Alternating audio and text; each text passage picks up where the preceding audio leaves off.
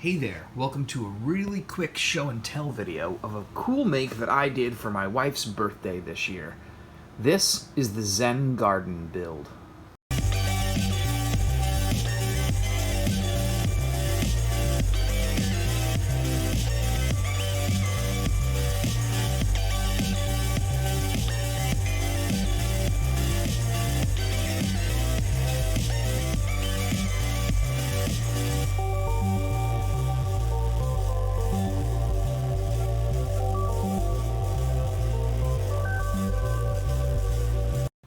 So when I first met my wife, the very first present I ever made for her, of course I made with my hands, and I made a Zen Garden. This one is multi-layer. Right now it is kind of broken down because it's just too big to keep maintained, especially with our cats and the sand. It was a little much for our space.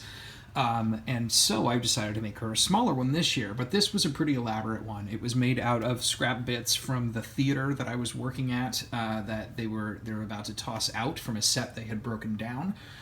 So everything here was reclaimed and repurposed into this project. It is made so that you can take a scoop from the bottom here. This comes out, it collects water, and dump it into the top layer, which then filters down into this second layer and filters down again into the third layer, which is actually meant to kick out a little bit, just like that. And it had two different types of sand. There is a layer in here that had darker sand and the layer out here that had lighter sand. And it was really nice. I actually gathered up rocks and some wood from various areas in Northern California that my wife grew up, that she really loves, specifically around the Russian River area.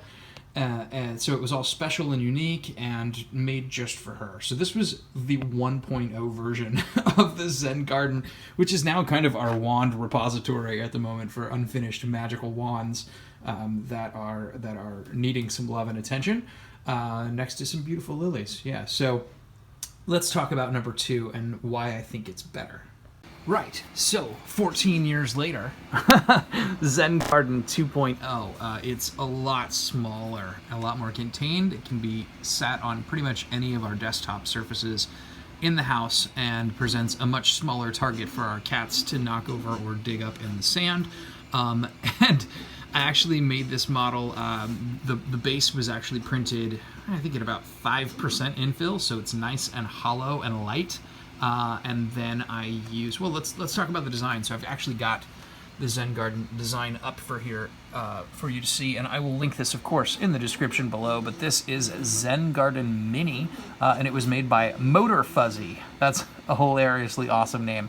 And this same person actually designed the Zen Garden and a couple versions of the Pagoda. You can see this is the version I didn't use.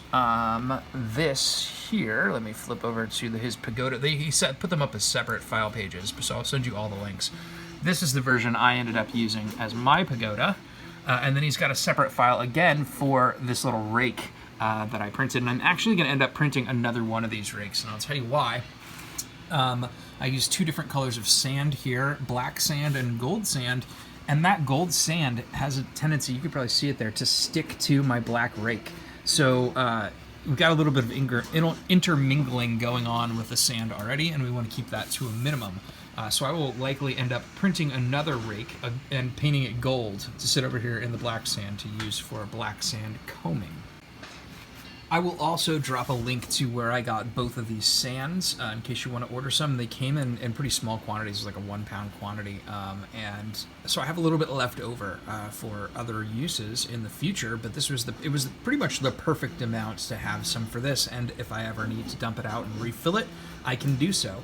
One of the major differences you'll see between the Zen Garden here that I printed and put together for my wife and the original design is in the God statue. Of course, we have the traditional Buddha here in the original design. In this case, you know, my wife, Buddha's cool and all. I got nothing against any of the particular Buddhas, but she is into the Gaelic traditions, and so I decided to print her Gaia, the goddess Gaia. And I found this amazing model online. This is actually one of the most difficult prints I have ever done on any of my printers. The pieces of the branches here are very small and intricate. Everything required support. So not just was it difficult to print without getting it to break, it was even more difficult to remove the model from the bed and then to remove all of the various support pieces from the various branches without breaking the branches. This was a huge challenge. It was almost like curating a bonsai tree in real life. It was a lot of tiny detail work, but I think it came out really well in the end. I'm super impressed. Let's talk about that model really quickly here. This was printed in 100% infill, just so that those branches were all as strong as they possibly could be. And we'll pop back up to the computer. Good morning! To talk about the designer for this one. This is the Goddess Gaia file, and it was made by BenjiWarrior. I will drop a link in the description to this file as well. I did not print the entire file. You can see he went and designed a root system to match the branches on the top. And if you're going to print this, wow, by itself, this is a fantastic model. Go ahead and do it. But what I would do, and in fact, this is what I did do here in this instance, I didn't want to use the root part, so I sliced the file right below, actually right above the knee line, so that I only had to print the branches at top. And if you're going to print this whole model, I would actually recommend doing the same thing. Split this into two so that you're only concerned with either the roots or the branches in either of your prints, and then reassemble the entire model back together at the end. I think that's the best way to get this right. There's just so much support that goes into this model. I can't even imagine trying to remove it from both the root structure and the tree branches at the same time without breaking them.